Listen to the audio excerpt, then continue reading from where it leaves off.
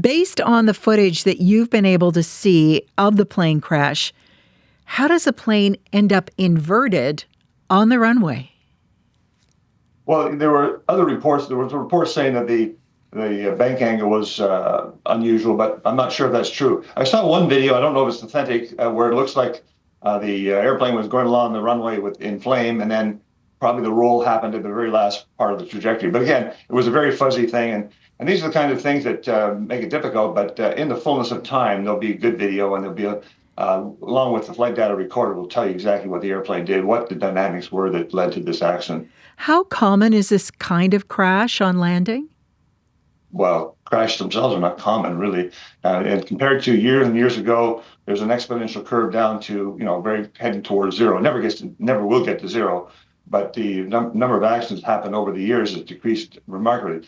And of course, part of the problem now is not really a problem, but everybody sees everything. Like the accident that happened in Reagan, everybody sees it on television, whereas before you'd hear a report, you might hear a newspaper article, but everybody sees everything, a lot of video up there, and it tends to make an accident dramatic, which of course this accident is dramatic and does implant some fear in people, but nonetheless, the investigation will yield the causes of it, and hopefully those things will be fixed, and like they've already done at Reagan, and fixed some of the problems.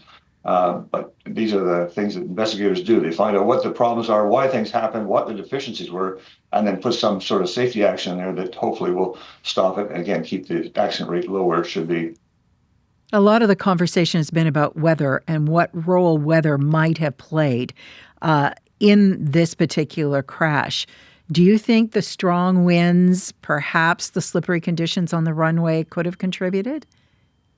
Well, I'm not sure again how slippery it was. There was a crosswind, which in the winter is more challenging, but other aircraft landed successfully. And looks from my reading of the wind and the runway heading, the angle and etc. The winds were likely within limits and are manageable. But again, that adds a bit more challenge than just landing on a nice sunny day on a nice dry runway with no wind. It certainly adds more workload to the pilots in the cockpit for sure. The amazing thing, I think, for many people watching some of the footage that we've been able to see is the ability of the crew to get everybody out. 3 passengers were critically injured, but 80 people were on that plane and were able to get out relatively unscathed. What do you attribute that to? Well, the part of the success of that is the seats themselves have built up over the years. Before they weren't able to endure such an accident, they actually come off their mounts and create more injuries. So the seats themselves are stronger. The dynamics of the accident as well, it again, depends on the impact, but the rolling impact, although uncomfortable and unpleasant, is not as bad as having a direct impact somewhere. And of course, the other thing is the fire was not a gigantic fireball. There was a lot of fire as the airplane went down the runway, according to this video that I haven't confirmed, which would have got rid of quite a bit of the fuel. And there was still a fire, but people were still able to get out, and it makes a big difference. When you're upside down, I can't imagine how uncomfortable it would be. It's certainly something I wouldn't want to go through. It's interesting what you're saying about the seats, and I just want to touch on that a little bit more. Is it just about the fact that they don't come off their mounts, or are they designed in a specific way to protect the person sitting in them? Well, they have limited amount of protection because it's difficult in the airplane to design and seat. The survival of passengers has been an ongoing scientific study for years and years. But originally the seats, I think, I can't remember, I think it was 9G. Now they're up to 16G. In other words, they're stronger. They're almost twice as strong, where the mounts will stay attached to the airframe, which is important. So, and again, it's a difficult thing, and there'll be a lot of survival studies done for this, not because people were in bad shape, but because there was so much survival. So you look at it from both ways. When people don't survive, you say, why didn't they? And when they do survive, why did they? And then you try and implement those positive safety factors into other designs, and it's good, part of a knowledge base.